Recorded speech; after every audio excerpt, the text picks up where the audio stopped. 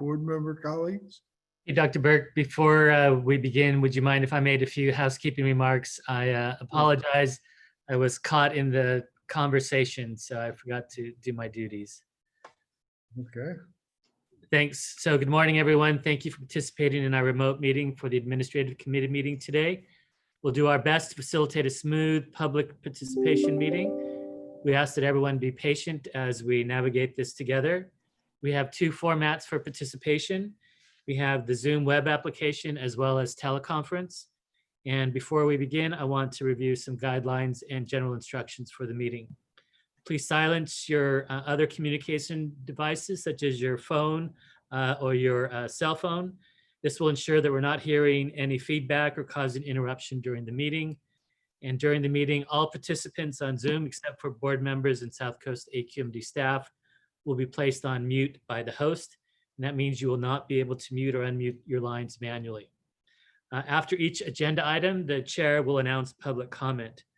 For those of you on Zoom, if you'd like to make public comment on the Zoom screen, please click raise your hand button, and this will signal to the host that you'd like to provide public comment, and you'll be added to the list.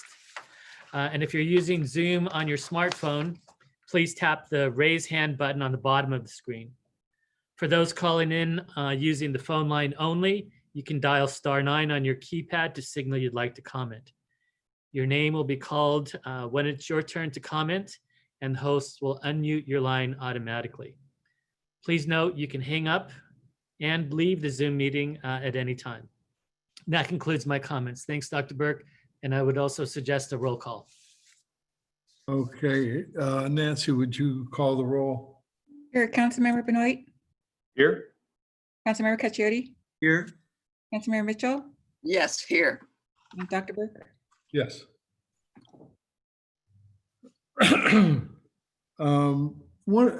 Since no one else indicated they had any concerns, I must say that I found it a little disconcerting today to read Tony Barbossa's front page story about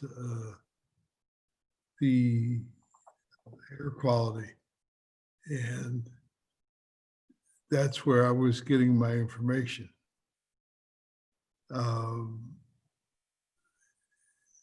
I don't understand how board members have to read it in the newspaper.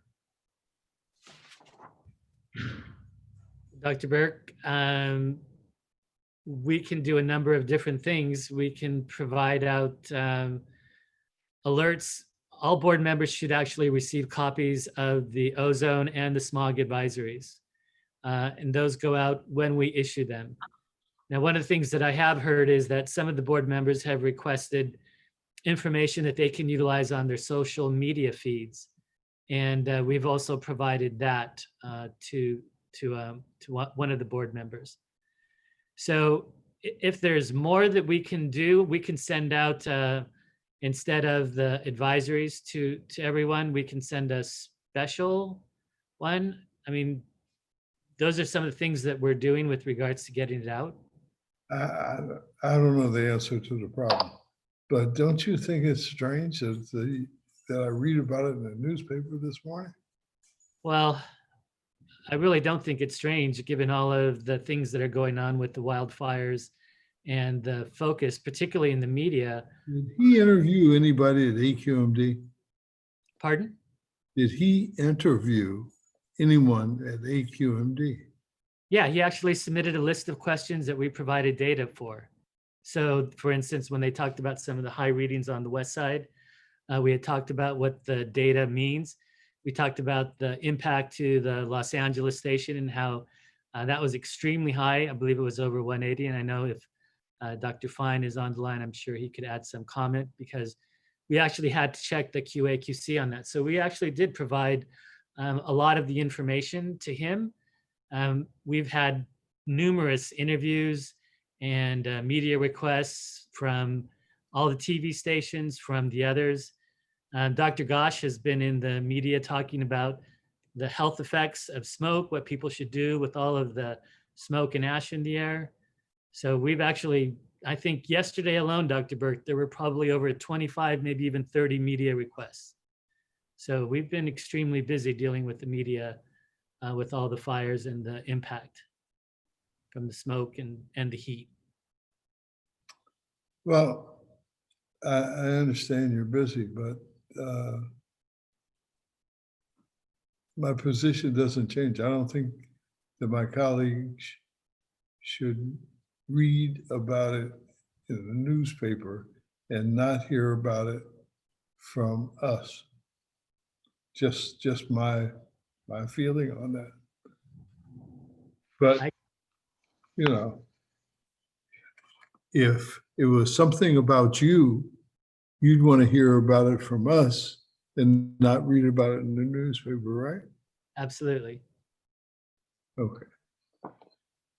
Moving along, we have no travel, I'm sure, None at all. out of the country or in the country. Nope. And do we have any questions by my fellow board members on October's agenda? Hearing none, do we have any compensation for any board member assistance? No, sir. Okay. Then we'll listen to Mr. Nastri on our inclusion and diversity and equity efforts. Okay, if the slides could be brought up. Thank you, Ron and team. So Dr. Burke, I provided a pretty extensive overview last time. So I'm just going to give an update on the efforts since then. So if we could go to the next slide, please. So the IDEA panel has actually met 4 times since we had put this slide together. And they are working on additional data requests regarding the workforce and the recruitment. I think in particular, they want to look at how are we targeting outreach? What are the promotional opportunities by ratio class? And so we're compiling this data. Part of the challenge that we have to do is how can we compile it in a way that reflects confidentiality of some of the employees. And so we're working on putting that. In addition, the Latinx or the Latino or the Hispanic group has met. I think they're still moving forward. They've actually met twice. And as I understand, the Black employee group has also met additionally since then. Go ahead to the next slide, please. So one of the things that we actually just received this morning from the IDEA committee was an outline of the operational format. And I think one of the things that they're trying to do is trying to make sure that there's a common understanding when we talk about inclusion and diversity and equity. What does that really mean? So they've actually put together a series of definitions. And as I said, we just got this this morning, so we're in the process of reviewing that, and we'll begin looking at that. The other aspect that we noted and discussed last time had to do with the Government Accountability for Race and Equity program. As we're still trying to schedule a date where we can have a number of people participate. So I don't have an exact date to report back to you. On Tuesday, we did have Corey Carew, who's a well-known advocate for racial equity. She spoke to our group. We had, I want to say it was over 626 employees roughly. I see Ron sort of nodding his head in that ballpark. Higher, 650, 70? Yeah, in that area. So we had tremendous representation from the district that was very much interested. And to be honest, were the board members notified of this event? We had put out in our weekly reports, Dr. Burke, on this event, but you are right. I should have put out another notice on this one, but this is recorded. So we will be able to provide it to you so you can watch at your leisure. And I think one of the things that you'll see is that Ms. Carew was very generous with her time, Dr. Burke, and she stayed on the line to answer every question that was posed to her, and even took repeat questions. I shouldn't say repeat, multiple questions from the same person. And It was very informative, the way that she talked about programs in terms of, there's things that we all have to do, but there's also things that we all have to be cognizant of. And so when she spoke about the diversity issues, she also spoke about bias and some of the inherent aspects that go with institutional bias.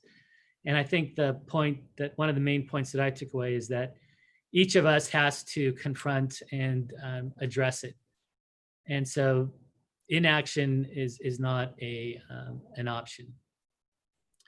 So Wayne, would you please send every board member the link to the recorded of that meeting, the recording of that meeting? Yeah, I was actually going to include it in the weekly report today, where I would give a summary that I issued tonight. So we'll have all that information. Okay, thank you. Thank you. So I had the opportunity to watch a local political debate the other night. I think it was Tuesday or Wednesday, from Torrance. And it highlighted to me something that I had known intellectually, but not dealt with in the practical matter. And that is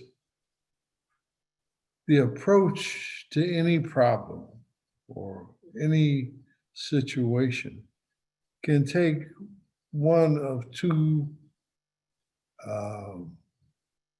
directions. And one is the policy wonk who talks about it. And the other is the person who gets things done. And it was a very interesting experience for me because as a Black person who wants to see this country better, not only for me, but for everybody, I'm not quite sure I realized that I was following the policy wonks, and maybe I should be following the people that get things done. So you may want to keep that in the back of your mind that, they're really, now, obviously the great thing would be if we could find a policy wonk who could get things done. That would really be something. But my money is going to be on the person who gets things done. I'm 81. I think I've heard enough discussion of things. I want to see some movement now. Of course, every time I go off the deep end like this, I can't help but think I never dreamed in my life I would see a Black president of the United States. Never. When Obama ran, I thought it was a joke because I would see 2 or 3 other Black people running. It was a joke.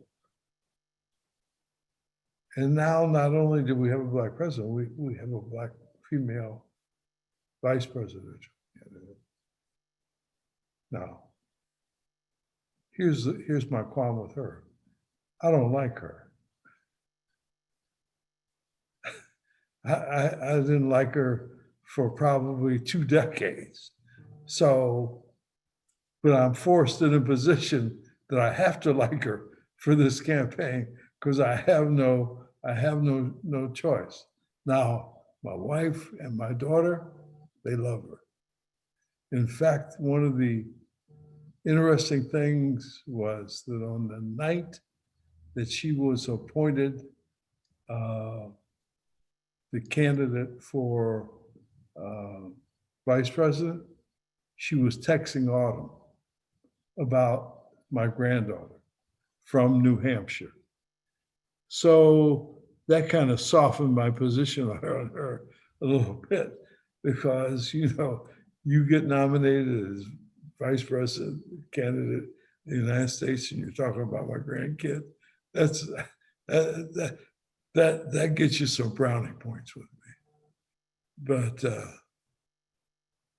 this is a very complex problem, Wayne, and you know, there you have to really think about all the aspects of it.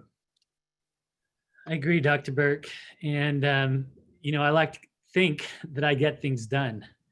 And I would argue that when it comes to things with regards to diversity, equity, and justice, you know, we're moving as fast, if not faster than most. And there's only one other group that I would say that's really ahead of us in our class.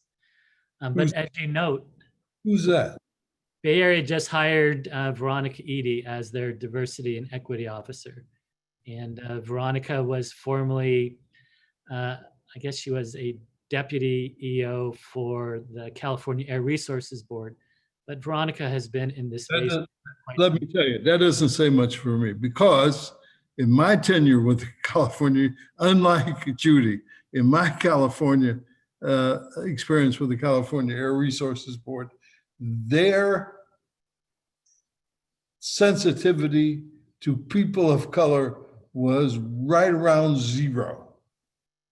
And I think they probably recognize that, and that's why they brought her on board, Dr. Burke. Well, you can't bring on one person. She was really good. She really worked with the AB 617 community. She was at all the meetings. She was very good, and I was really disappointed to lose her to the Bay Area, but she's a terrific person. So we could use somebody like that maybe on our staff. I think that's something to aspire to. I've been telling Wayne that for a couple months now. So, you know, but he's been hesitant to pull the trigger. Anyway, but Wayne, at CARB, I mean, the Black perspective looking in at CARB, you know, it's all white people. When I was there, they had one Black guy. He was the press guy, and they made him do everything. It was horrible. But so I wouldn't, anything from CARB is not, from my perspective, any kind of example of integration of ideas. But I do agree with you. You are the person who gets things done, Wayne. I do not argue with that. I appreciate that. I think Corey said it. She said, you know, there's been racism for over 400 years, and we're not going to get rid of it overnight. And it's going to be a process. And it's something that we can't necessarily rush into, but we can move forward with diligence and with speed.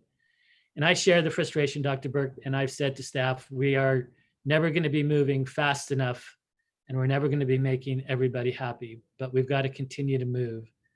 And so we're continuing to do this on the diversity and equity officer, writing up the job description. We're getting input from staff. So while it may not be fast enough for some, for others, it might be a little bit too fast, but I'm trying to hew the line, so to speak, and move forward with diligence and purpose and thoughtfully. And let me tell you, it's a thankless job. You know, I trust me, I know. I've been subject to the same kind of critiques, but look, you just got. It's like Ali used to say, it's the price we pay for our room in heaven. Well, that line that you just said, Dr. Burke, absolutely. And about being a thankless job, I thought that was the first line of the job description. So I'm certainly well aware of that. Okay. Is that the end of your report? Well, I was going to talk a little about the summary, but I actually just spoke about it. You can go to the next one, Ron. So here we're talking about a sustained long-term effort. I just spoke to that. We are providing updates to this committee. And as you all know, I provided you with extensive demographic information by email. I want to say it was probably 2 weeks ago. I don't know if you've had a chance to review that, but certainly happy to answer any questions, and we can do that at committee some future time, or we can certainly do it individually. But we are moving forward, as I said, not as fast as some would like, but certainly with purpose and with diligence. And that concludes my remarks, Dr. Burke. Okay, how are you coming, when do you think you'll be ready to pull the trigger on the position that Ms. Mitchell asked you about? I would say, let me get back to you before our next admin committee meeting. There's a number of things that we'll have to run by you. One of the things that you know that we're constantly looking at is the vacancy rate and what are all the immediate needs and things like that. I know this is a priority, but I want to make sure that I look at it in the big picture. Yeah, you gotta do that. Okay, just get back to me and Absolutely. we'll work it out. Okay. Thank you. Okay, Joe, it's up to you. And do we have the money to hire this person or not? We'll find a way to make that happen. Okay, We're getting stretched pretty thin, but obviously it's a priority. So we'll try and figure that out. So I don't have slides today. We had a comprehensive briefing on Dr. budget. Burke, I believe there's a hand raised for Oh, that's right. public comment. oh, okay. Item I 6. think it was for the Ben? prior item. I know, My apologies, I missed that. Yes, Harvey Etter's in the queue, Dr. Burke. And Okay, Mr. Chair, I'd recommend that we give him 3 minutes for the items that are not For action each items, item. and then Each perhaps item. another 3 minutes for the action items. okay. Harvey, Mr. Etter, can you hear me? You got yourself on mute. It says, I just got muted because I was just muted when I disagreed with the 3 minutes. And you have 3 minutes on each item, not 3 minutes on the whole thing. Harvey, I'm in charge. Take Yes. 3 minutes. All right. Well, you didn't hear what I said, and I got muted, and now I'm back on again because somebody, I imagine the person that was talking, muted me. Okay. Okay, start your 3 minutes, Harvey. All right. Okay. This whole thing about diversity, equity, and justice, I never heard about it till just now. Okay. I got a question for Wayne. Wayne, I did a study for the Public Utilities Commission on equity, the first study ever done back in the late 80s, early 80s, late 70s. And I submitted to the district in the 16 plan for you folks to study.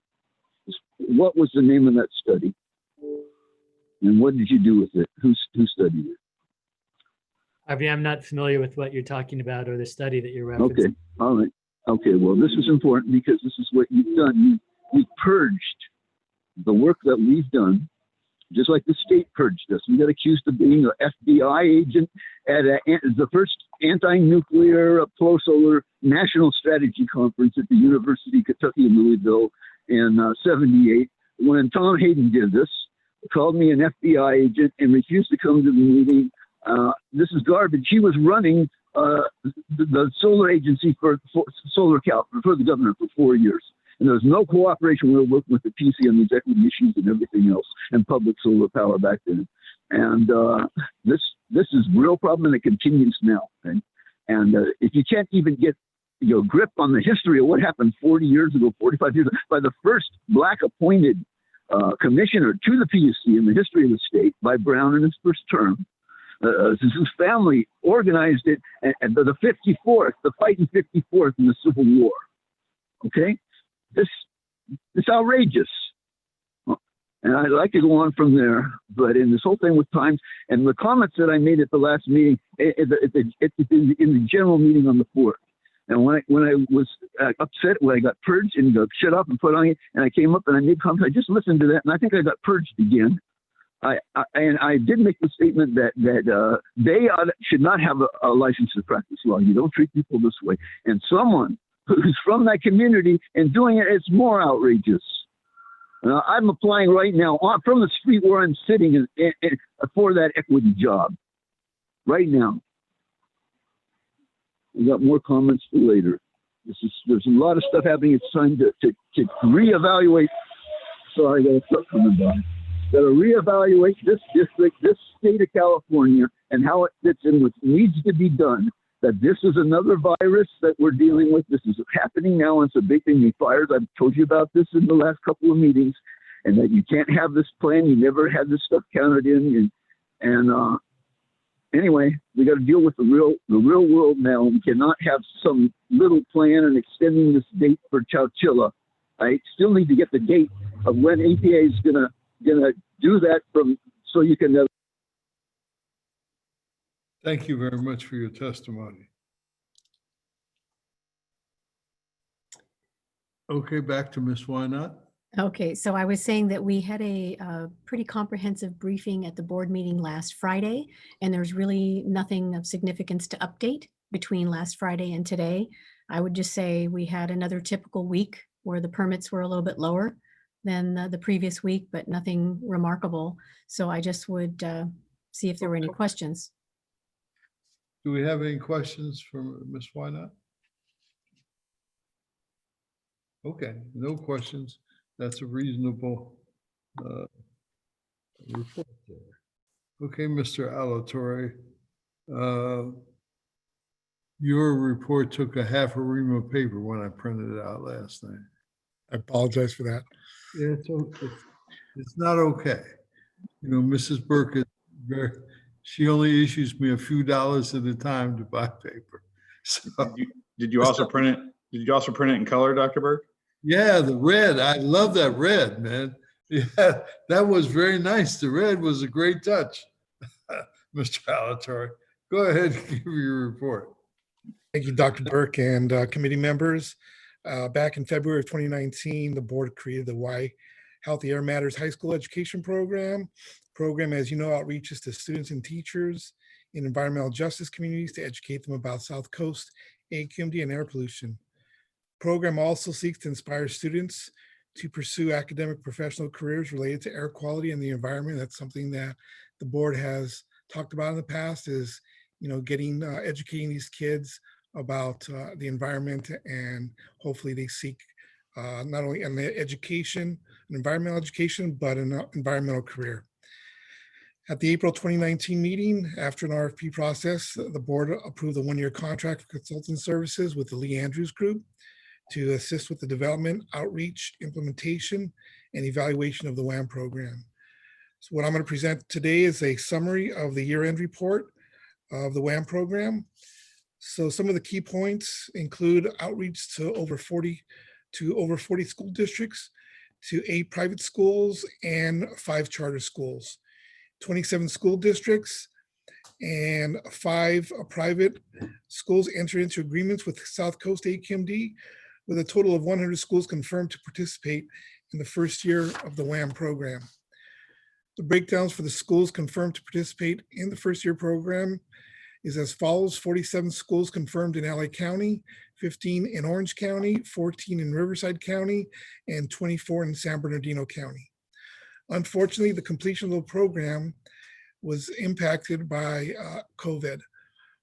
Of the 100 schools that confirmed, 33 were able to participate, and the program was implemented in a total of 44 classrooms before the end of the school year. And as I mentioned earlier, before the meeting started, I was one of the volunteers, and it was not only inspiring for the kids, but also for myself.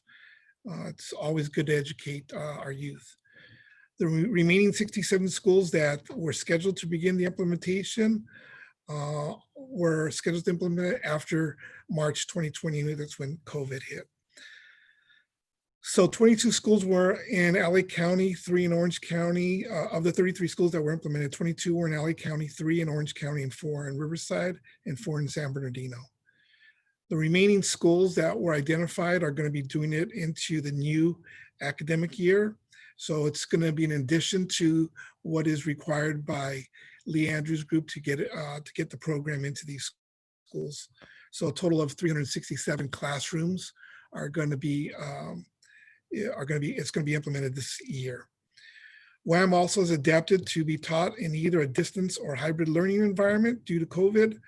The distance learning plan includes lessons over Zoom with a guest speaker, pre-made PowerPoint lectures, so that teachers can teach on their own, and the creation of pre-recorded video lectures. Overall, I'd say the program was positively received by teachers and students. That's the end of the summary of the report, and we're available to answer any questions. Any questions by any of my colleagues? Yes, Go. Derek. Thank you, Yes. Mr. Chair. Derek, in the one of the other committees, I was reading the report in this. I believe it was some of the Interfaith Valley Coalition asked a question about the WAM program and whether or not we are going to include in the curriculum global warming or climate change. And I know the answer, I think, in that Environmental Justice Subcommittee, which is in this agenda report today. They said no at this time. And since that's, as we're looking at the fires devastate California, unprecedented in our history, we incorporate some of those, 99.9% of the scientists are talking about it in our program, our Sure, curriculum. so that's a great question. What we're also going to be looking at is possibly creating our own curriculum. The curriculum we currently use is that was created by Sonoma Technologies. So we piggyback with them. What we're looking at is, and it may not be this year, but we're going to look at creating our own curriculum. And we're definitely going to consider global warming if we do create our own curriculum. And I think that will address, some of the concerns you have. And I agree with you. I mean, I'm looking out my window right now, and the air quality is horrendous right now, but that's all because of the fires, and global warming obviously, has impacted the fires. And so, we'll definitely take a look at that. Derek, also, if we ever go back to in-person schooling again, probably next year or following year, I'd like to, go in some of those classes and observe as a former teacher and coach. It'd be important for me to do that. And I know it's difficult now doing it by Zoom, but I was hoping we'd sometime, get those electric vehicles out there, electric lawnmowers, electric hedge trimmers, so students can actually see them. And I'd like to incorporate something in each campus we work on, that not only is part of our curriculum, that we have a component that school, because I told you I went to one of the schools once a couple years before we did this program at Loyola. And I'm in there talking to the class. We're doing measurements with staff from AQMD. And I look outside and they're cutting the soccer field with this massive diesel lawnmower. Can we have a component where, as part of it, we want you at a school, your school where the kids are learning, instead of sitting there in class inhaling diesel particulate matter that's passing the blood-brain barrier, as Dr. Keith Black tells us, you can do something about it. Not only to teach them, but this is your area to incorporate a change at your local level in your school and your families and your neighborhoods. Sounds great. Yeah, the only, I say we would love to do that. It's going to be up to the schools whether they allow us to bring those cars onto the campus and the equipment, but it's definitely something that we could look at and see if the schools are willing to allow us to do that. I know that obviously you would want to, when we do go back to the classrooms, are you looking to going back to Loyola, or you want to go somewhere in the San Gabriel Valley? San Gabriel Valley would be great. Anywhere is fine with me, private or public school. I taught in private schools, I went to public schools. Councilman, were you Yeah. also thinking, I thought what you were saying is that we should really look at grant opportunities for those schools so that they can actually utilize and deploy and show on a daily basis that technology, not just a technology showcase, but let's actually get those implemented in those schools. Is that what you were talking about? Yes, Wayne, and it's perfect. And it's even part of the curriculum that, is we're teaching them, but this is like that next step that they can actually, fight for something at their school, because these kids are on the front page, on the front lines of everything. So I like that idea. Yeah, I think it's a great idea, and it's all your idea. I think what I'd like to do is sit down with Matt and with Sujata, and let's figure out, and with Derek, what are the number of schools that we're looking at? Can we do some type of set aside for the schools so that we can actually do some type of tech deployment at those schools in conjunction with their implementation of the program? And that's great, Wayne. And I was, about a month ago, I was talking with Dan May from American Green Zone Alliance, working with our commercial lawn program. And I saw a video he did up in a Northern California school where they had a whole class assembly and they had all the lawn equipment, the workers, the teachers were out there. And it was really exciting to watch as they tested some of it on the campus as they're learning this, online or learning it in a classroom by a teacher. I just want to interject. This is Fabian. I'm sorry, I had my hand raised, but this is so timely. Our elementary school program actually does take the cars onto the playgrounds during the assembly. We take the lawnmowers, we take the leaf blowers, we let the kids experiment with them. They get inside the cars, the electric cars. So that is possible. That's something that we're already doing. I love the idea of the grant because when we leave, the first thing we say is, my gosh, we wish we could leave this equipment here with them to utilize. So I love the way this is coming together. So it is possible. We've already arranged that with the schools that we do an assembly, a 45-minute assembly. And then during recess, we reach all of the kids during recess because of the numbers that can come out on the playground. So definitely doable. Thank you for that idea. Great job, Fabian. That excites me a lot. I'm glad you're doing that. And when we get back, I want to be there that first day. I want to be riding the lawnmower. I want to be talking with those kids. I'll have my soccer ball with me, get them excited. So I can't wait. You too can be a clean air ranger. I was just sitting here thinking how wonderful it would have been when I was a kid, if I'd have had Caccioti as a teacher. It would have been amazing. Would have been amazing. Yep. And I'm going to agree with Judy on this. We've done a lot of great stuff over the last 28 years I've been here. But this program is definitely in the top 10. And the idea is what wasn't mine. The idea was started over a decade ago. And when we used to do those in school conferences at the convention center, both in Long Beach and in Los Angeles. And I'm just proud that we continued in that tradition and that it's going as well as it is. Mr. Chair, I just want to extend my congratulations to Lee Andrews Group. This was not an easy thing to get off the ground, and because they're starting from scratch with this kind of a program, and what they did was really amazing. I have one question for Derek. I'm wondering if it'll be easier to expand the program with COVID-19 and having to do it through a video platform. Do you think it'll be easier to expand it that way, or what are your thoughts on that? Well, I agree with you. I think it's going to be easier, not only for the schools to accept it, but having the volunteers who signed up, not having to drive out to the schools and doing it in the convenience of, well, right now, most people are working from home, but the Zoom from home and teaching it. So yeah, I think it's going to be, it's a tall task to get into 367 classrooms this year, but I think making it available via Zoom is definitely going to open up and make it a lot easier for the schools, not only to accept it, but probably want more beyond, what we are able to allocate each year. Yeah, it could be a good stepping stone for when we get past the pandemic and we can go back into the classroom. We will have established a lot of relationships through the Zoom platform, and then be easier to move in person. One thing I think we should be thinking about is how valuable this program is for training future employees in the air quality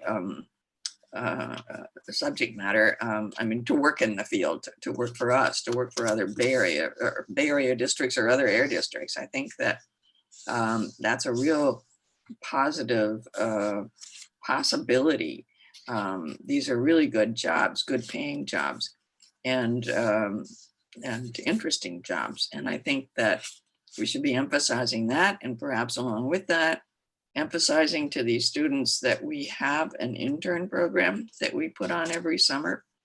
And when we get through the pandemic, they could apply for those internships. So I think there's some real possibilities here for advancement and development. Those are really good points, Mayor. A couple things. The other thing that I forgot to mention is that we are going to create videos for each module of this, so that if the teacher does not want to teach it or want to volunteer, they have the opportunity to show the modules via a video, number one. And then number two, getting to your point about, reaching out to kind of college students, I guess you were getting at, is that it's interesting you say that, because one of our environmental justice advisory group members, she is a professor over at Cal State LA, and every year we have gone, I want to say for the last 4 years, maybe 5 years, we have gone to, she has a class, she teaches an environmental justice class, and we actually go and talk about AQMD. We talk about the careers, we talk about the internships, the governing board internships, and urge them to apply once they open up in February. So, but expanding that beyond one school would be great. And hopefully, this is going to be a good opportunity. Maybe we'll talk to her and see if she could talk to her colleagues, not only at Cal State, but at other schools, and just say, here's an opportunity if you want someone to go in and speak about environmental justice issues or quality issues. They can invite us. Yeah, good. I have a friend whose name is Steve Cram. And when he was in grade school, he had a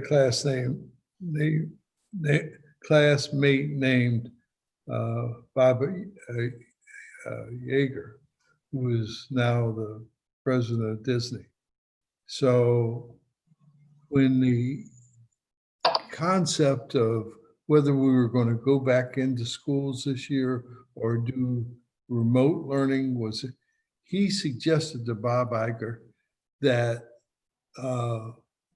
Disney do a program of school videos, so that the 4th grade math class, there would be a Disney 4th grade animated or live or whatever kind of medium they use program, so that they could play that in every school in America. So I listened, I thought it was a great idea, and Bob Iger didn't think it was a great idea. But I thought about how could we at AQMD steal something from that and do it.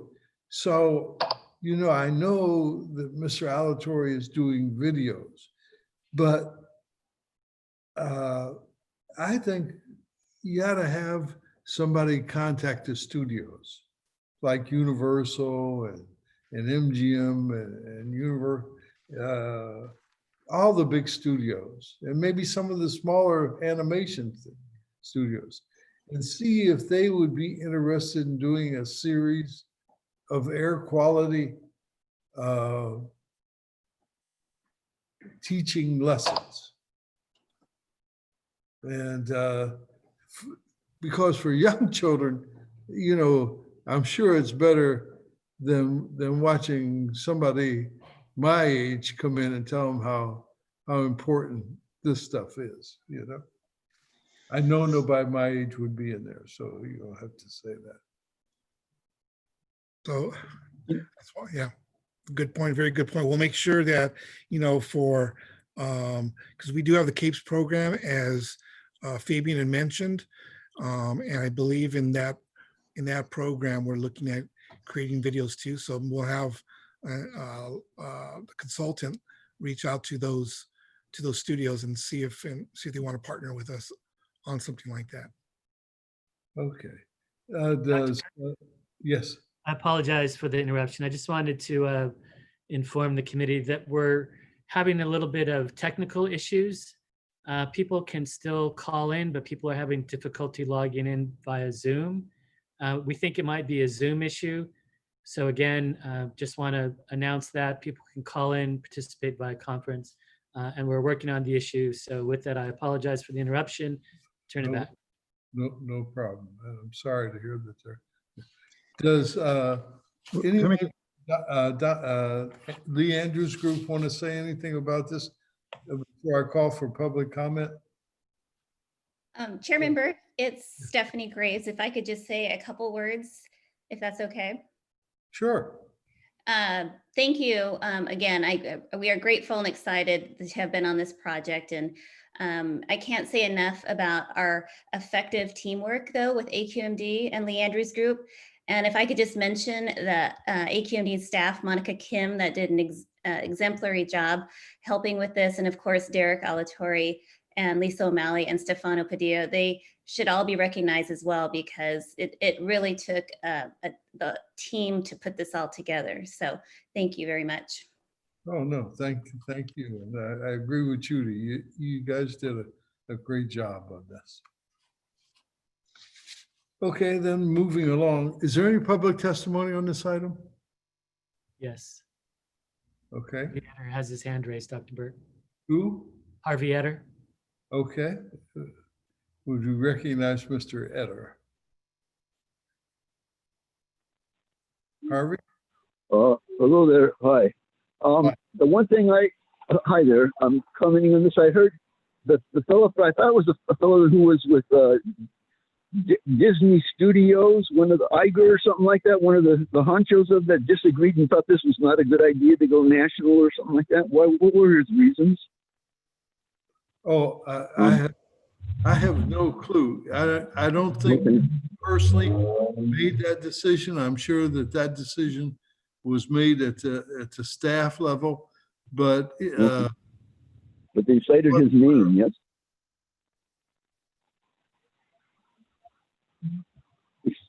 They did say his name. Is that correct? Right. Okay. All right.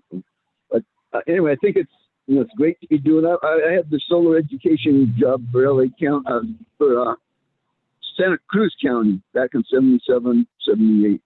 And the first thing we did is we had a meeting in Butte, Montana at the Appropriate Technology Center and for federal workers that had those jobs. And then we started a group of workers anyway, but working through the schools and whatnot, and this is excellent. And it could be done with the Department of Education into actually doing calculations like with solar gain and how much energy you get from this type and that type, and to do conversions and math and physics, science, STEM, etc. But make it interesting and in the community and practical, and that every community and place is different, yet they're very much similar. So good thinking, actions. Yes. Thank you. thank you, Mr. Etter. Does that conclude our testimony on this item? Yes, sir. Okay. Well, Derek, keep up the good work. Thank you, Dr. Burke. Okay, Ron, you're up. Good morning, Dr. Burke, members of the committee. Ron Moskowitz, Chief Information Officer. Between June and August, we successfully went live with 11 new systems. Most recently was the VW Phase 3 Zero Emission Class 8, which went into production on August 18th. Also, as of this morning, we have a total of 24,390 people using our mobile app. We gained over 2,000 just in the last week alone due to the poor air quality. We're on track with the rest of our projects, and I'm happy to answer any questions. Any questions for our esteemed Ron Moskowitz? Hearing no questions. This does not require a motion, so it's just a receive and file. So we'll move on to Faye Thomas. Good morning, Dr. Burke and members of the committee. Faye Thomas, Clerk of the Boards, and this item is to interview candidates for the alternate public member position on the hearing board that became vacant in February of this year. The recruitment for this position was advertised and posted starting on May 12th, and we received 22 eligible applicants by the June 2nd closing deadline. The Hearing Board Advisory Committee evaluated the application materials as required by law and ranked the candidates based on their overall qualifications. The advisory committee then made the recommendation to have the top 3 candidates interviewed by the administrative committee. The 3 candidates are here with us this morning, and committee members have been provided with copies of their resumes. Also, there's a set of suggested interview questions in the interview packet that we provided that you can use at your discretion. So if the committee members have no questions, with your permission, we can have the first candidate join us for the meeting. Okay, why don't you bring the first candidate into the meeting? Okay, first candidate is Makai Ali.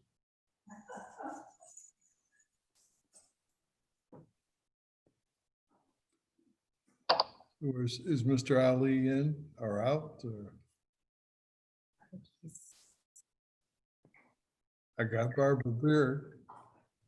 They're bringing him in, Dr. Burke. Okay. Good morning.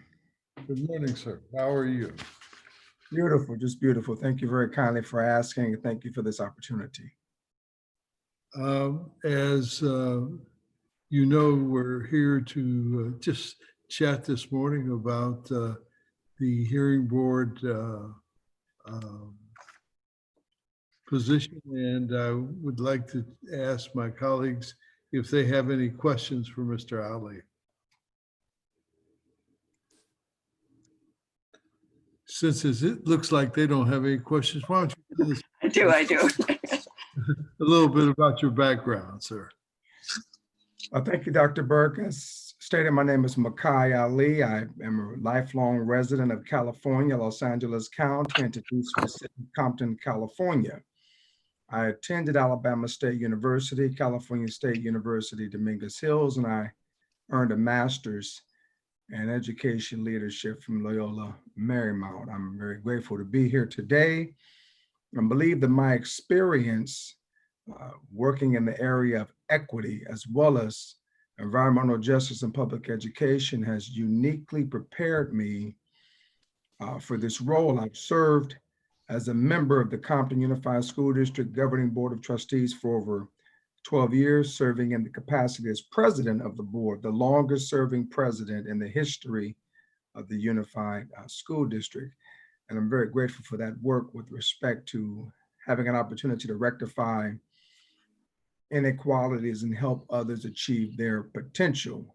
I do believe that our environment is key and very important as we begin to address many of the societal issues. Dr. Burke, you stated earlier, it's always good to have policy wonks, but it's good to have people who can deliver and who are action oriented. And that's the kind of personality, and that's what I personify as someone who understands public policy at the grassroots level, but I'm also able to deliver and deliver very efficiently and very effectively. Okay. Let me tell you, I happen to know of your reputation and known of you for a long time, and I know that that's an accurate description. Do any of my other colleagues have any further questions for Mr. Ali? I do, if I could ask. Mitchell? Good morning, Mr. Ali. How nice to see you again. I believe I met you at one of the Compton Town Hall meetings Yes, ma'am. so ago. Yes, I do remember that. Yes, ma'am. Let me ask about your present occupation, your present job. I believe you are working for Synergistic Solutions now.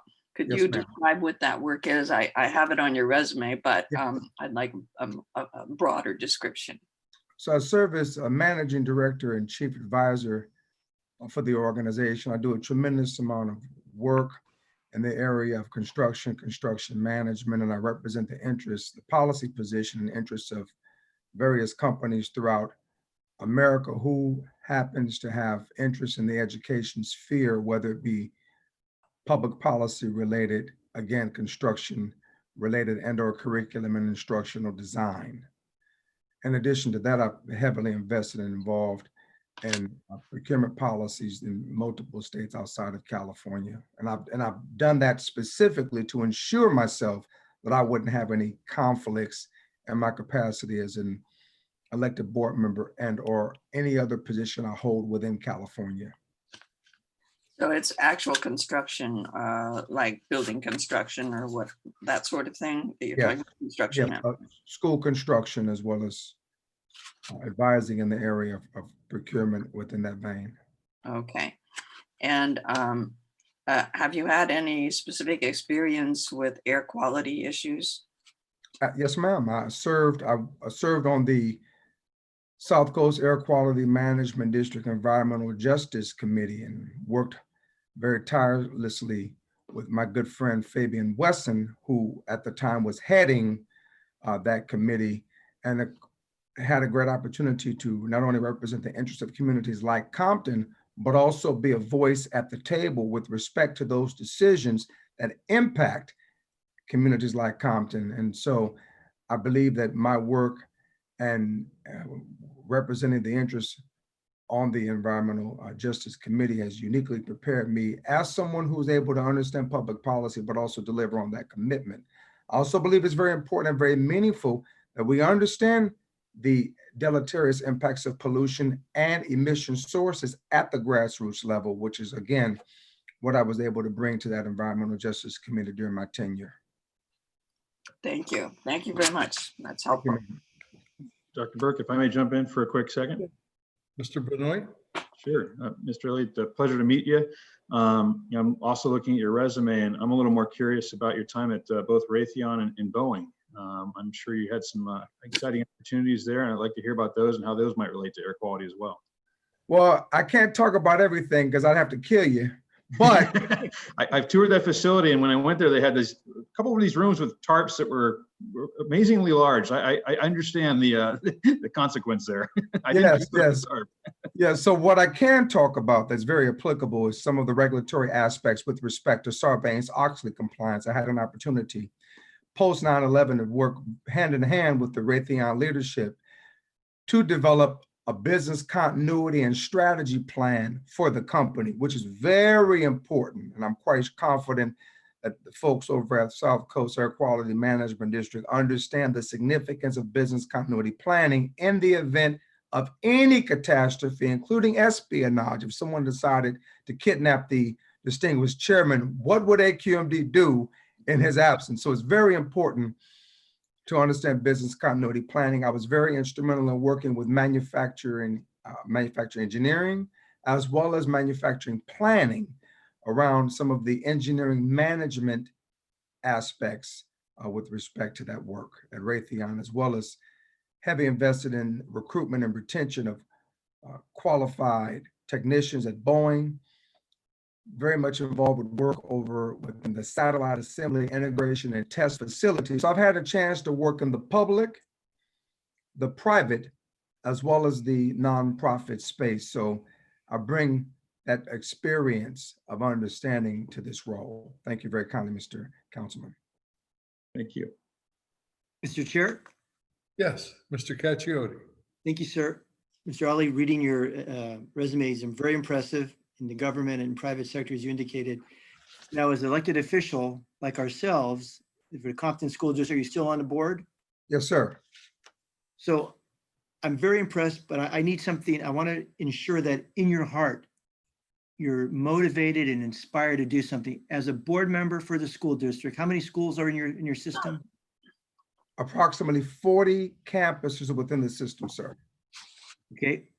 I want to have a guarantee from you. If you're selected, I'm not sure if you will, this is a tough competition, but what are you going to do to improve air quality within each of those school sites? And you know what my big thing is, don't you? Is I want electric lawnmowers at every those school sites. I don't like to be sitting in class with a loud diesel lawnmower outside my door. What are you going to do? Get those kids inspired, the teachers inspired, the facilities people don't want to change. They got those old little ride-along things that should be electric, but they're diesel powered. What are you going to do about that? But Mike, that's another job. That's not this job. I know this job, but he can explain things. So actually, I can tell you this. You get a chance, sir, talk to some of your AQMD staffers and tell them how many times I've called to beat up on them because I wanted them to provide my school district with a comprehensive fleet of buses. We wanted to get out of those diesel buses and get off into some clean air buses, but more specific to the point, I can tell you what I've done. And what I've done is move forward several initiatives with respect to solar, leveraging Prop 39 dollars out of Sacramento in order to enhance many of the dirty HVAC systems that existed, which were very inefficient. We are indeed interested in looking at how do we bring forth electric lawnmowers that are not just sustainable, but also can perform in some of this harsh, we cut a lot of grass day in and day out. The grass just simply grows so fast and grows just so wild. There's several other matters that we've been able to get accomplished with respect to looking at environmental quality and its impact within the Compton community. In this role, even though this role may not have direct authority and or influence over what the distinguished councilman is referencing, I believe I'd be an influence to encourage the board to make a sizable investment in communities like Compton and school systems that are in traditionally and historically marginalized communities, because they too suffer tremendously from issues that impact the environment. And we have to find a way to leverage all of the bandwidth humanly possible within the confines of the air quality district in order to ensure that communities like Compton, Long Beach, Linwood, Southgate, Maywood, Bell Gardens, Cudahy, many of these communities can also benefit from clean air. And so I will indeed look forward, if fortunate and blessed, to work closely with many of you in order to make this happen. Thank you, Mr. Ali. Thank you, sir. That was probably the longest answer I've ever heard. You and Caccioti are going to be friends if you get picked for this. We'll double team on Mr. Burke. Don't worry, Mr. Ali. We'll get him. Yes. So, do any of my other colleagues have any other questions? Thank you, Mr. Ali. We'll let you know at the end of the meeting what our decision is. Thank you, sir. Okay, can we have the next? Yes. Our next candidate is Dr. Maria Slaughter.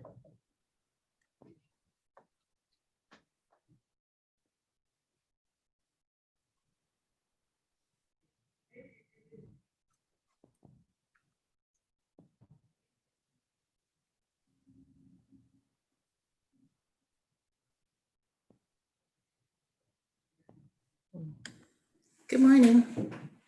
Hi, you were here early this morning because Yes, you came in about the same time I did. Well, just thank wanted you. to make sure it worked. Thank you so much for applying for this position. And before I ask my colleagues if they have any questions to ask you, I'd like for you to just give us a couple minutes on yourself. Sure.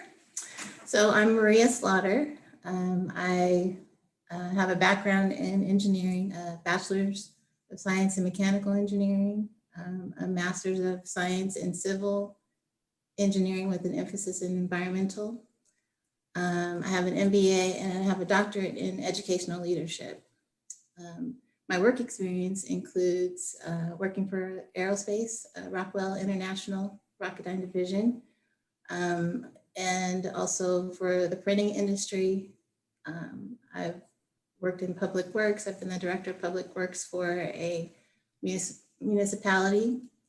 I've worked in higher ed, and I have a pretty long relationship with AQMD in terms of being on the ground with them. I work with the inspectors. I have secured permits. I was on the initiating team for Reclaim NOx credits and tracking VOCs.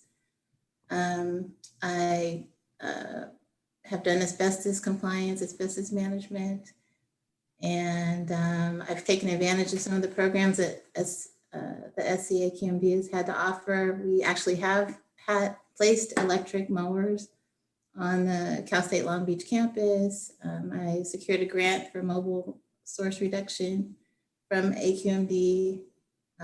So I've done a lot of work towards ensuring sustainability in a healthful environment. That's amazing. You know, seeing you apply for this job makes me very proud. Okay. It really does. Thank you. Do my colleagues have any questions for Ms. Slaughter? Yes, Mrs. Mitchell. I do. You have quite an interesting career already on the books here. I noticed that you were Director of Public Works in the city of Carson from 2015 to 2020. And at the same time, you were a special consultant to Cal State, the Cal State University system from 2012 to the present. I'm just wondering, how do you juggle all of those things? Those are big jobs.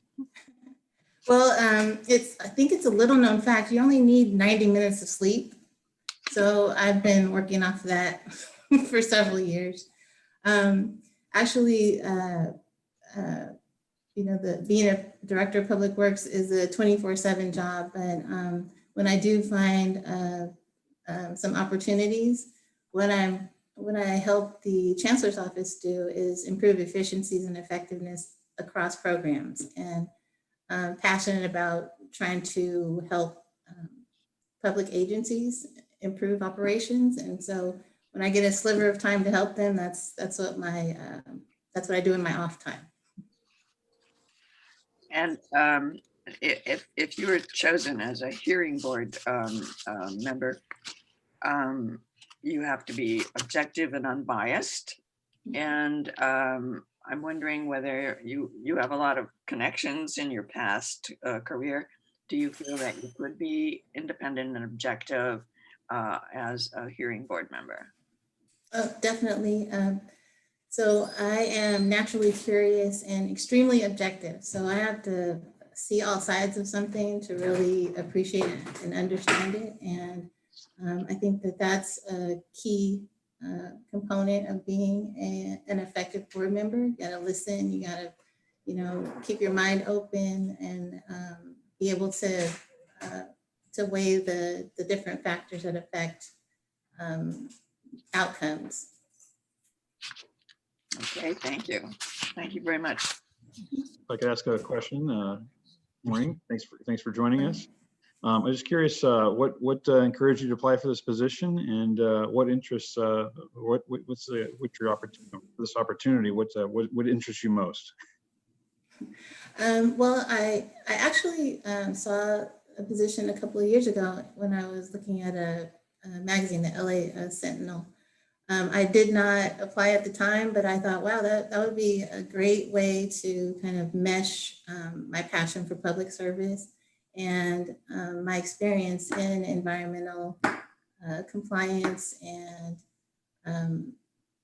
also be able to maintain my objectivity. And because I've been on both sides of this, and I've been in situations where, you know, you're afraid because you know that AQMD is going to visit your facility that day.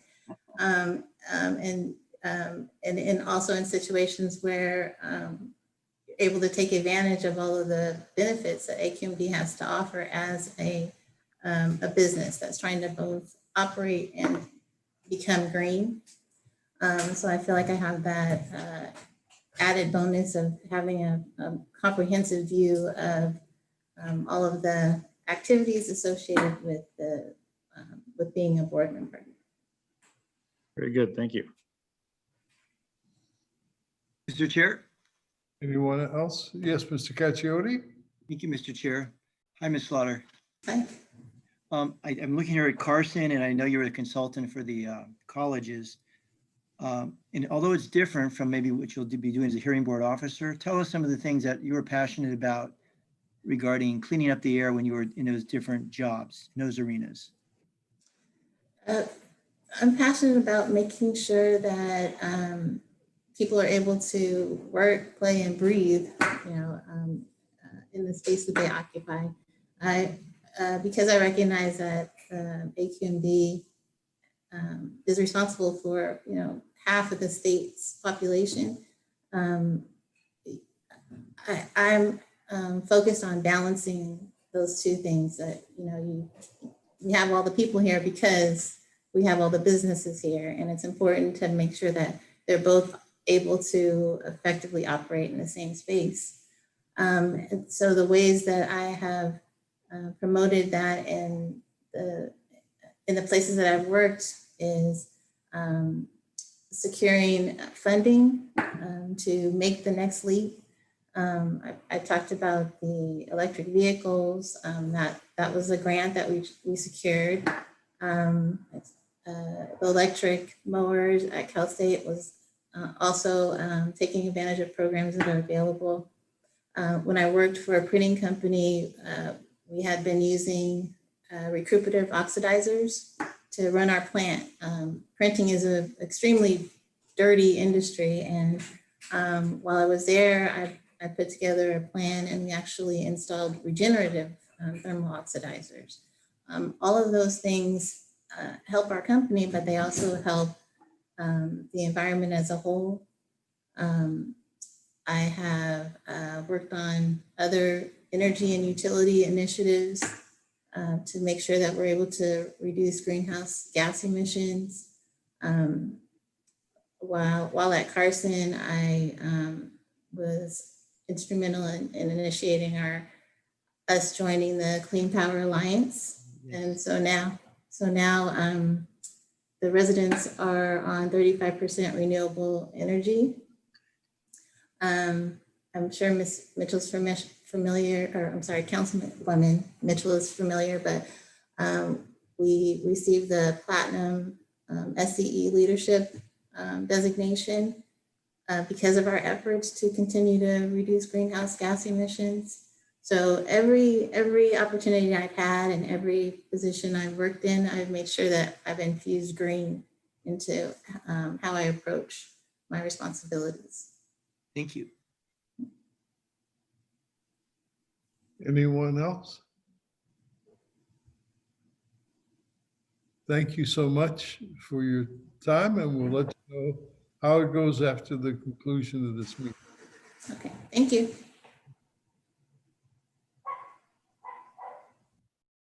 Okay, our third candidate is Vaskin Yardamian.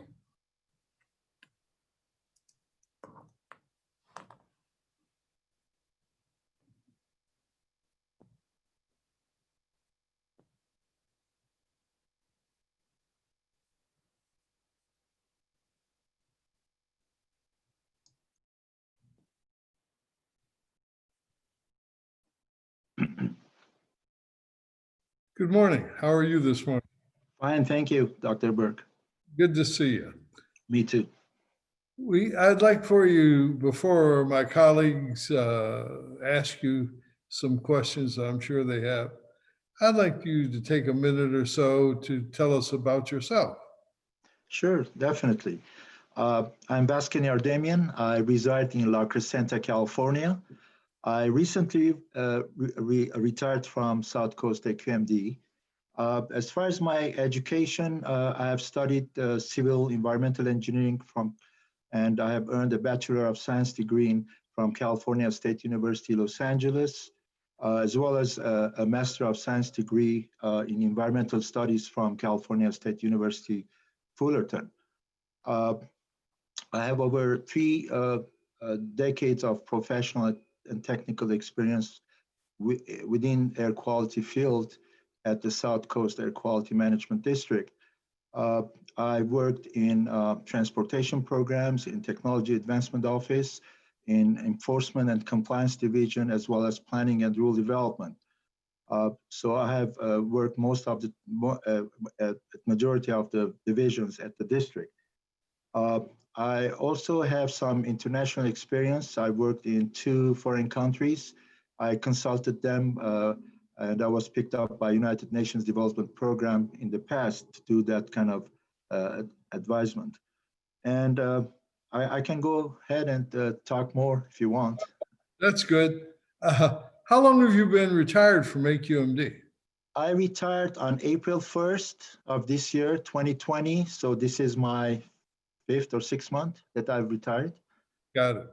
I was planning to retire this year, and I, informed my management and I was hoping to retire by the end of this year. However, because of the COVID, I decided to retire early. Yeah, I can understand that. Okay, any questions by my colleagues? Ms. Mitchell, I see you winding up there.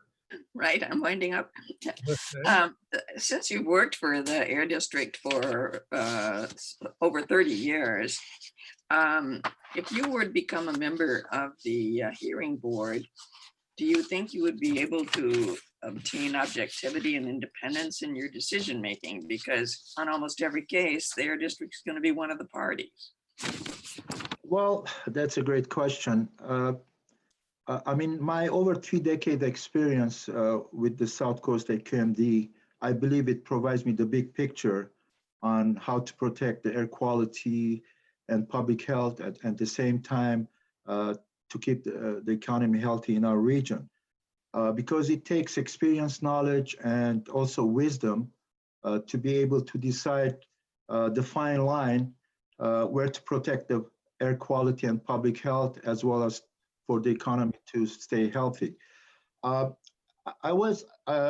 my experience with the district, I've worked in the enforcement division. I have enforced the rules and regulations from chrome plating to wood and metal coating operation facilities. Then in planning and rule development, I have developed rules and regulations. So I've dealt with the industry. So I understand how companies out in the South Coast AQMD deal with air quality issues, what their concerns are. So, but again, as I said, it takes experience, knowledge, and wisdom to make that the fine line decision. Thank you. That's helpful. Thank you. Anyone else? Mr. Benoit? Mr. Cacchiotti? Yes, sir. Varden, after working at AQMD, why do you want to do this? Why do you want to stay with the district, and what motivates you? Are you passionate about something? Is it just another chapter? What's your underlying purpose in doing this? Well, as I retired recently, as mentioned earlier, I would love to bring my expertise, knowledge, and technical skills to South Coast AQMD's hearing board as an alternate public member. Even though this position is considered as a job, I also look at it as giving back to my community, in this case, to our region, by remaining an active participant in protecting air quality and public health, at the same time, keep the economy healthy in our region. Thanks. All right. Mr. Benoit, do you have any? Michael got the question I was looking at, so I think we're good. Okay, so we're good? Yep. Okay, well, thank you so much. It was a pleasure seeing you again. Me too. And we'll let you know at the conclusion of this meeting how it goes. Thank you very much for this interview process. Dr. Burke, you do have one public comment from Harvey Etter. All right, let's hear from Mr. Etter.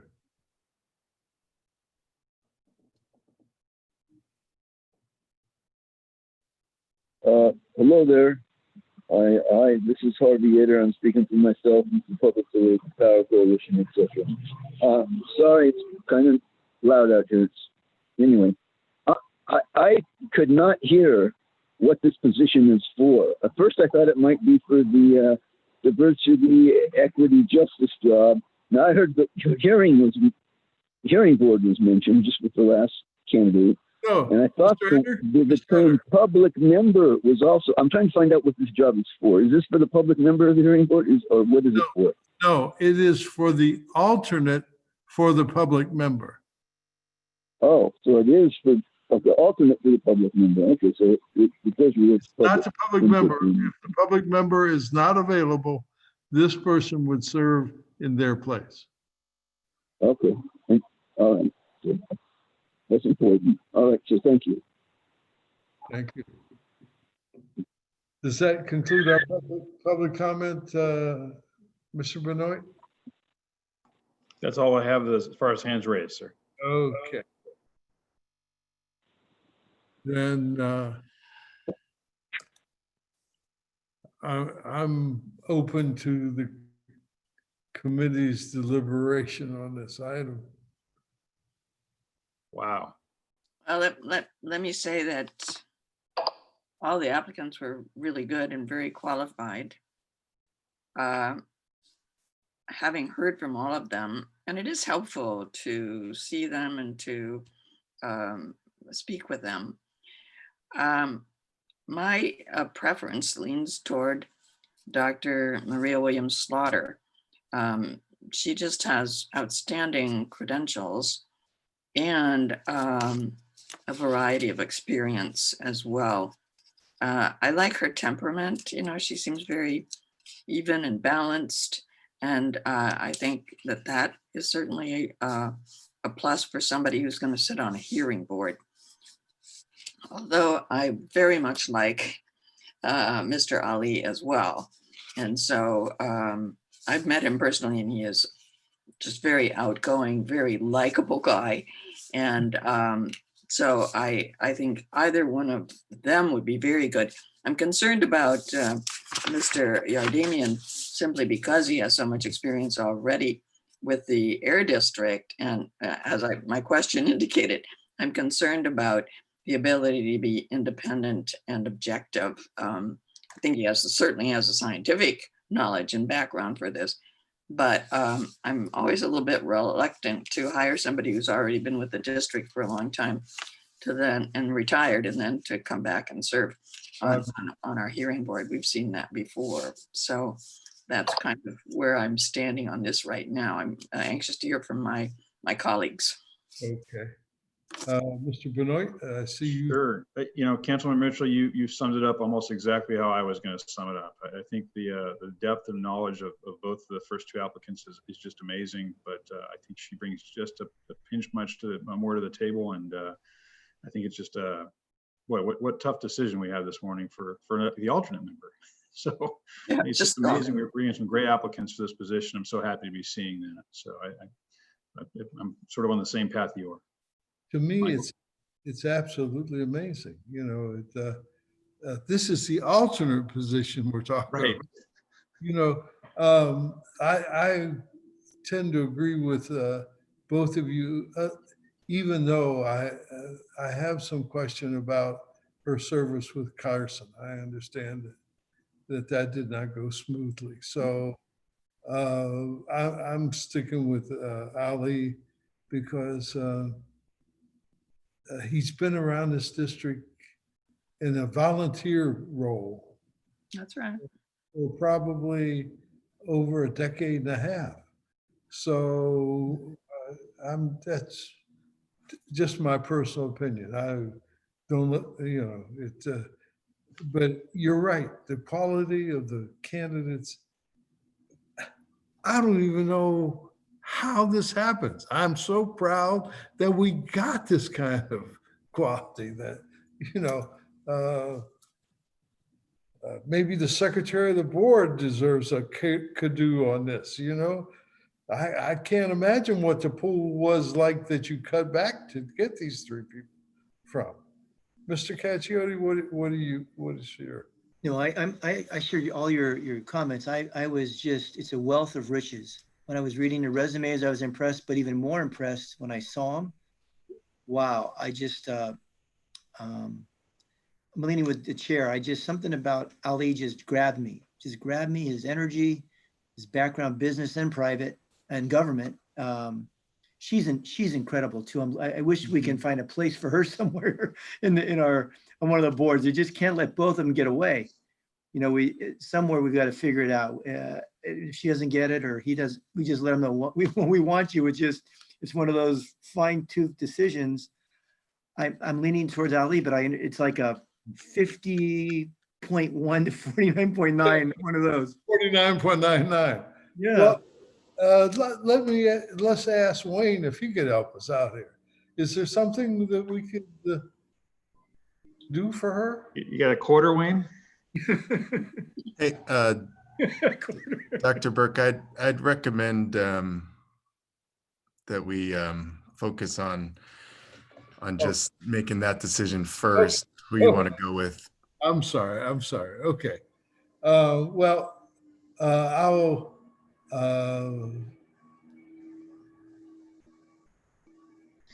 You know, I move Ali. I'll go ahead and second that. You know, I can see both sides, but I think Ali, I think you're right with Dr. Burke with his history and his background. I think it just, not that she's not a great candidate too, so I agree. But I think for this time, let's go ahead and go with Ali. And I think it's great advice. As I said, I met him and immediately liked him. You cannot help but like that person as soon as you start talking with him. He's just full of energy, very likable, and very qualified. So I'd be very happy with that choice as well. then I'll make it unanimous, and would the clerk of the board notify the other two applicants that we were very impressed with their qualifications, and it was Dr. Burke? Yes. Just for formality purposes, I'd recommend that we do an official roll call, although I think it's clear how everybody voted. Then would the clerk call the roll? Councilmember Benoit, Aye. Councilmember Caccioli, Yes. Councilmember Mitchell, Yes. Dr. Burke,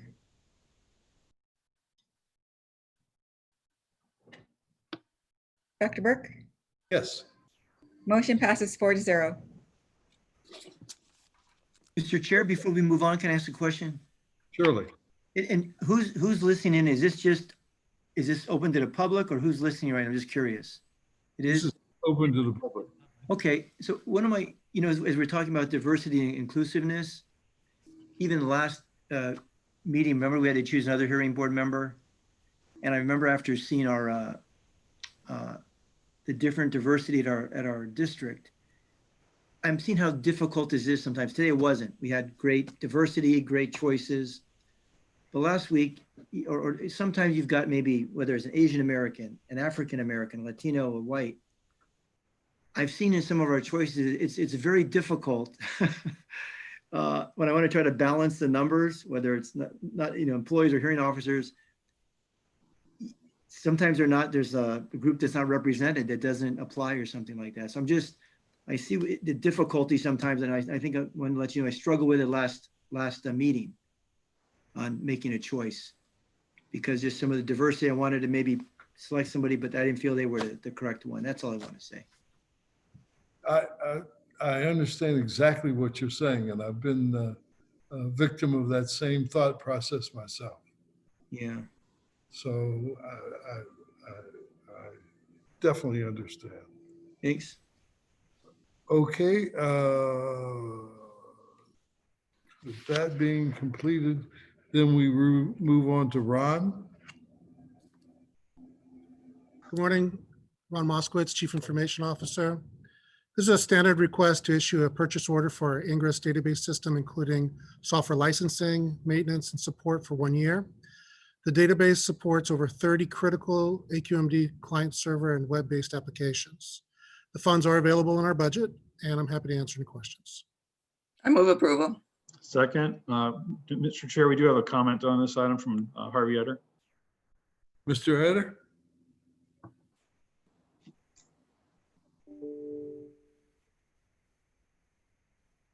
Mr. Eder, are you there? Mr. Eder? Is he showing up still on the board? Is he muted? He's showing up on the board. He needs to unmute himself. Harvey, unmute yourself.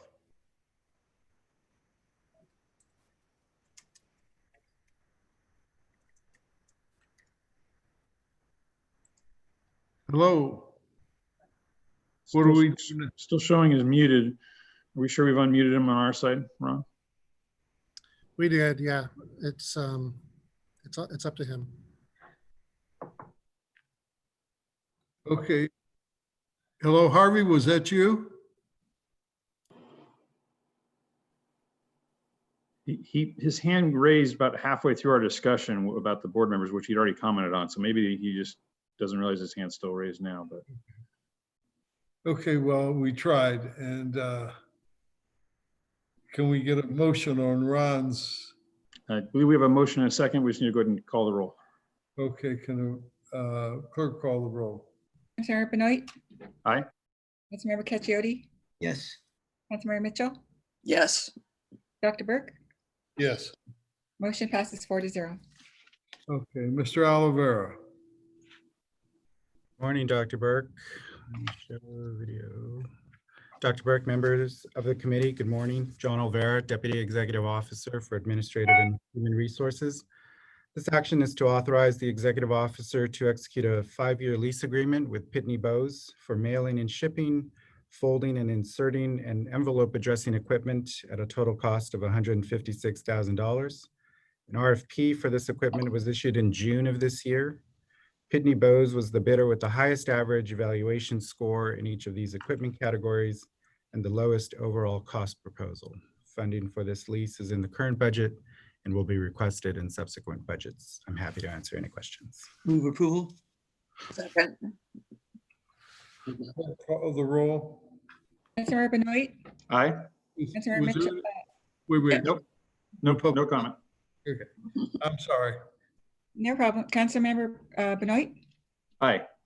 Councilmember Cacciodi, Yes. Councilmember Mitchell, Yes. Dr. Burke, Yes, motion passes 4-0. okay, Jason? Hi, good morning, Dr. Burke, members of the committee. Good, how about yourself? Not bad for an old guy. Assistant Deputy Monitoring and Analysis. This item, in order to establish community air monitoring near refineries, the board recognized over $7 million in the Rule 1180 Special Revenue Fund, and $4.5 million is included in the fiscal year 2021 budget from annual fees to continue the community monitoring. These actions are to transfer and appropriate up to $861,000 from the Rule 1180 Special Revenue Fund to the Science and Technology Advancement Budget, and to execute purchase orders and contracts for air monitoring equipment and vehicles. Lastly, the action is to issue a solicitation for independent technical audit of the Rule 1180 fence line and community air monitoring network. And with that, I'm happy to answer any questions. Any questions for Mr. Lowe? May I get a motion on the item? Oh, I'm sorry. I'll move it, but I do also have a question. Well, oh, yeah. Why don't we move it in a second, then you speak to your motion. Okay. I'll second it, and we do not have any public comments. Okay, back to your motion, Ms. Mitchell. Okay, it's just an inquiry because I think under AB 617, we are required to do fence line monitoring. Is that right? So under AB 617, we take the community steering group committee input to develop a monitoring strategy that's in the community air monitoring plan.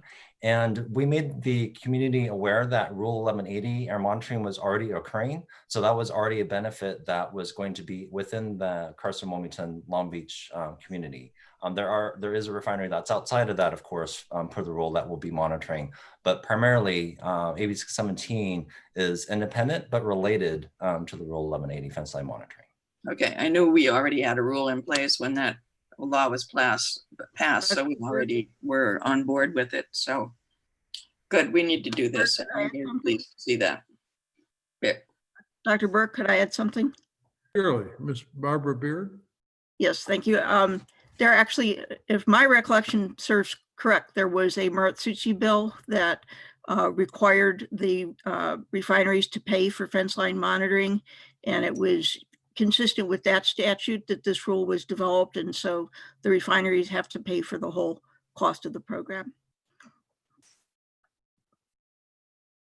And so they're paying for it with the fees that we're leveling under this rule. Is that right? Correct. Right.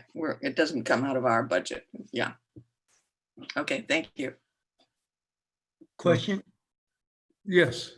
Just what are the three vehicles we're purchasing? Will they be clean vehicles or they have to be larger? What kind of vehicles will be electric? Yes, these will be larger vehicles, and as you know, thank you for the question, Mayor Cacciodi. The vehicles, of course, we're looking for the cleanest vehicles that can fit the function, and these are vehicles that need to carry the air monitoring equipment and also calibration gases and other devices. So these will be kind of larger van type vehicles.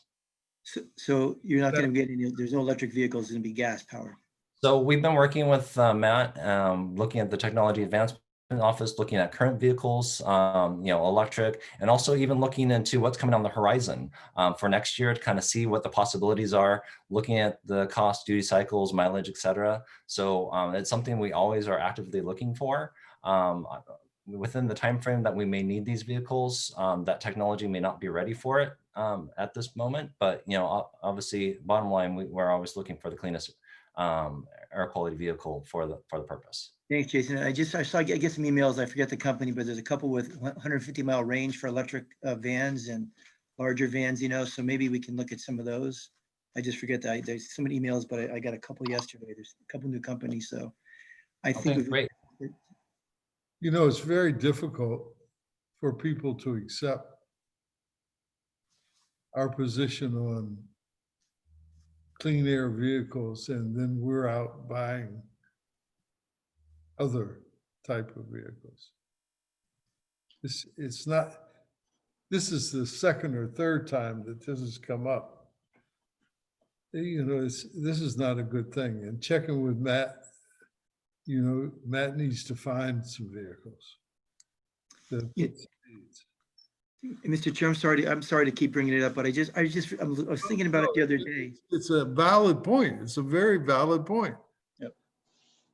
It is a very valid point, Dr. Burke. And I think the concern that we have, and maybe rightfully or wrongfully right now, is that the cost for an EV would be 3 times higher, and we may not necessarily have the reliability because we don't have a production vehicle. But we are trying to get that's the same thing that the public tells you. Well, it's what we tell the public when we're trying to get those commercial vehicles ready for deployment, right? I mean, when we look at EV heavy duty right now, when we want to get NOx reductions, we know that we can get 90% better with the natural gas. Yet there are those that would say, forget natural gas and go straight to EVs. And the thing that we tell them is they're not ready yet. They're not out there. So we experienced firsthand the challenges. I think that if those vehicles were there, we would buy them. We would buy them even at the elevated cost. But as I've said, we will continue to look into this. And if we can get them from an EV perspective, we'll do so. Another option is propane powered. I mean, those are really clean, and duty cycles would not be a problem, right? You can just refill with propane. Have we considered that? Again, I think the issue becomes one of reliability. When we need to deploy this gear, we need to make sure that we can get it deployed and that we're not too concerned about whether or not it's going to have issues and reliability.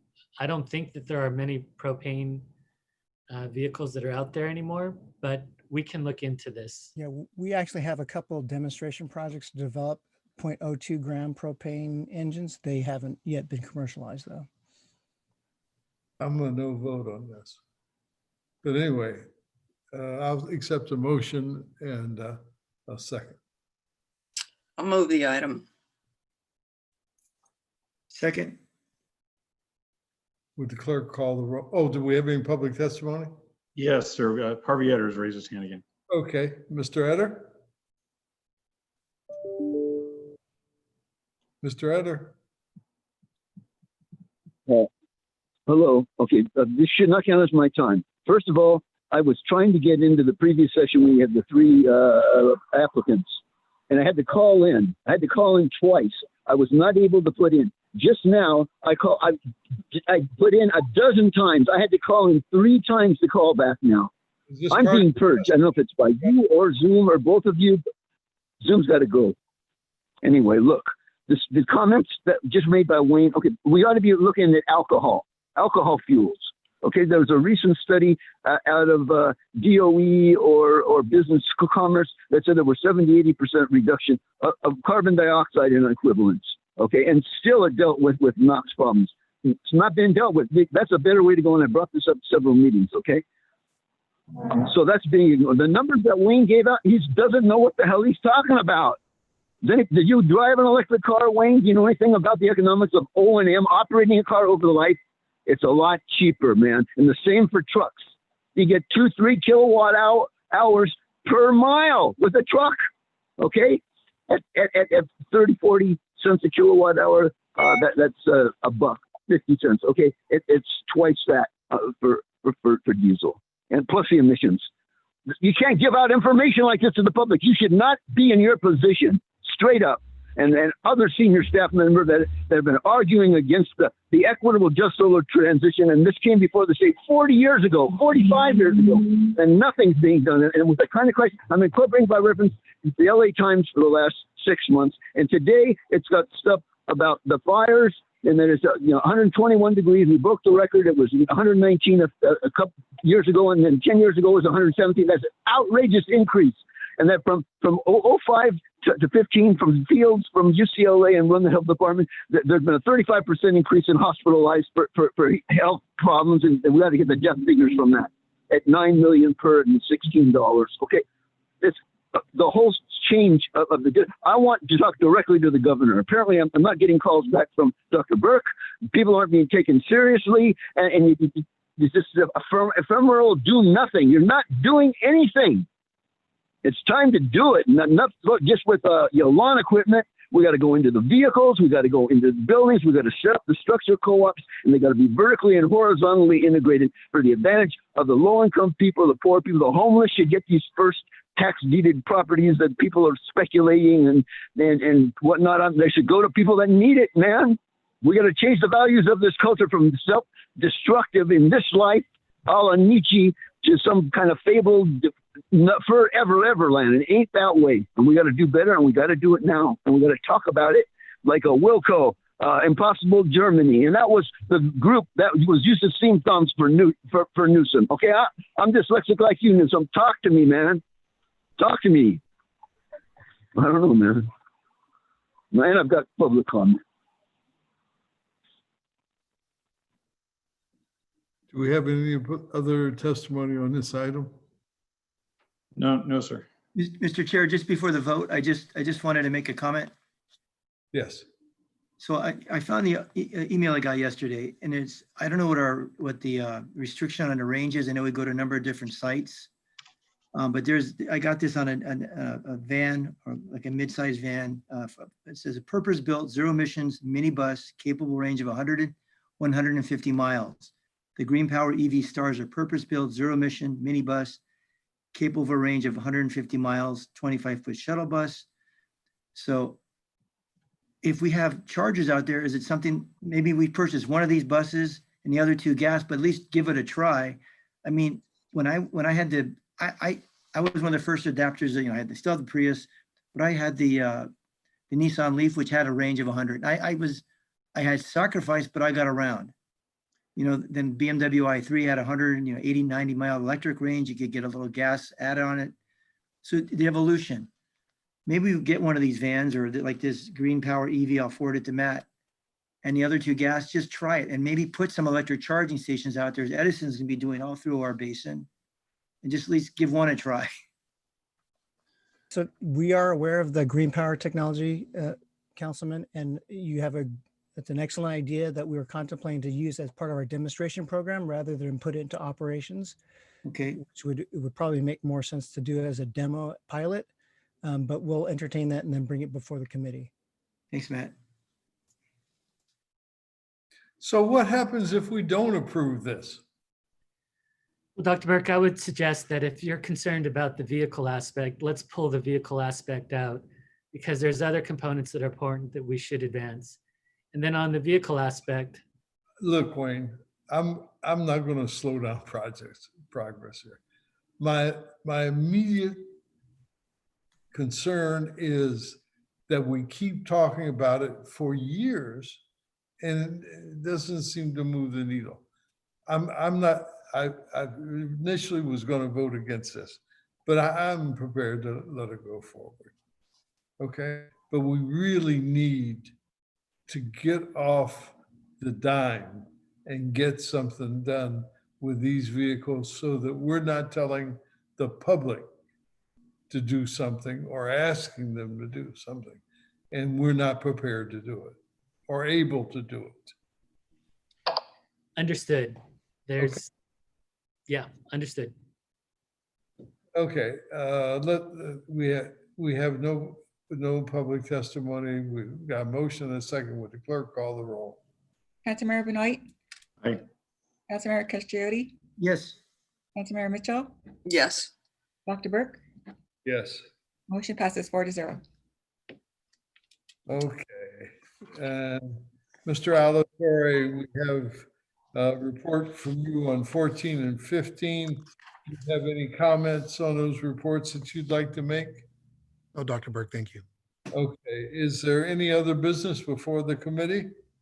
Dr. Burke, I'll just raise one quick question on the written reports that are attached. And one of them is for local government, small business. That's a committee that I chair that starts regularly at 11:30. I know you were on this committee meeting a little earlier this morning, but I was curious if we could maybe move this meeting up, especially as we do it by Zoom. The meetings seem to go on a lot longer. So it's just something to consider if you want to start meeting. I'm all for that. Because that way I can more regularly get to the local government. Janice Rutherford has been nice enough or gracious enough the last couple of meetings to get it started ahead of time or get it started on time. But I still would like to be able to attend that as well. So just a thought, if you want to move this one up a half hour, I think I'd be happy for that, but I'm not sure the rest I of my was here colleagues. at 9 o'clock this morning. I heard. Would the rest of my colleagues be amenable to that at all? Of course, Ben, yes. Sure. No problem. Yes. And Derek, I see Derek's hand's raised. Yeah, just one issue is we typically have ledge committee before this. So we can Oh. move up ledge committee to 8:30 and we can end it at 9:30 and talk and let admin start at 9:30. I think we're fine with that. As long as the chair of ledge committee is okay with that. Are you up at 8:30? If it's by Zoom, I can do it. Right, because if you had to drive. It's a different story. Okay. Okay. Ben, maybe we ought to move your committee to a different day. Does it make a difference to you? No, I just was throwing it out there just because I know this has been going on, but you're right. If Ledge is ahead of this, then never mind. We can leave it the way it is. I just wanted to put it out there. So it's fine. Well, why don't we look at moving it to another day and you let me know what you think? Okay. Okay, I'll check in with that board there, but my guess is that everyone's calendar there, they'll want to leave it the same, but I'll check. I assume that too. Okay, then we have no public comment. The next meeting. We do have general public comment from Harvey Etter. Oh, okay. Well, let's get back to Mr. Etter. And I'm going to go ahead and head over to the other meeting. So thank you all. Hi, Ben. Hello, this is Harvey Etter talking for myself and for Public Utility Power Coalition, etc. Two things incorporating better today's paper. There's an article, this reflects me in many ways. Lawmakers let incivility reign. Capital Journal by George Skelton. Okay, he's talking about the session that just ended, the uncivility and cussing and stuff that's going on. And that because remoteness and difficulty communicating, that this is degrading the civility, which is the essential grease or whatever. It facilitates the politics and making deals from opposition. And they said that this has gone to a new low now, and there's a need for it to be addressed in our culture, okay? This goes along with a book we got. I don't remember the author of the book. It was in the last few days. It was either on Democracy Now!, and that's an excellent program. People should mark Monday through Friday. And then there's also Good Morning America on NPR. That's in the morning, and Matt Keeson, that's excellent. So one of those two shows, they had an author of the book about the fall of democracy and decline of civility and the inequity, which we brought with Piketty's book and these other books and stuff that you've taken out of the record from the 100 exhibits. Look, this is really significant. And we're talking about the threat now, right now, in the next few months is our election, and Trump is flip-flopping. Okay, he went back on this Florida oil stuff, and he found Republicans didn't like it. Hurricanes, oh yeah, maybe there's a climate. He switch over to climate, and now he's switching over. So there's no telling what the hell he's going to do. What was the other thing he just spoke to? The same thing that he did on this is a virus, right? This is a vector. This is SARS-3. And he switched on that. There was a book of Fareed Zakaria about 6-8 years ago. A book came out, The End of Species, a spoof on origin, all right? And it had 10, 12 ways, including viruses, including all this stuff. It was that they all knew about it. this is stuff's been known forever. And then now there's also a whistleblower case. So this is something else that's going on. And there's a book on Woodward out this week about it. And he wrote about this. He knew about the virus on the 7th of February or December, they're saying now in today's paper. And it's pneumonia. And what we propose, and I talked to Fabian about this, is now they're saying that a third of people aren't going to take vaccines. They say maybe half of the RNA isn't going to be effective. That leaves like 35%. How about treatment and prevention? Okay, so the pneumonia shots. I had pneumonia twice when I was a kid. In pleurisy when I was 9, they drained out my lungs, and when I was 18. Okay, didn't take the shot till 6 months ago, so I said, can something be done? And so I was told by Fabian that she had it a few years ago. This is something that we're trying to work on a project and you get out there. And this is climate. The deaths are coming from climate. And these are the death numbers attributed to the difference from our energy system. Straight up. Thank you very much for your testimony. That concludes our public testimony. Ron, would you give me a call after this meeting is over? Bet. Okay, until October 9th, 2020 at 10 a.m., this meeting is adjourned. Take care, Bill. Good weekend, everybody. Yeah. Bye. See you guys. Bye, Dr. Burke.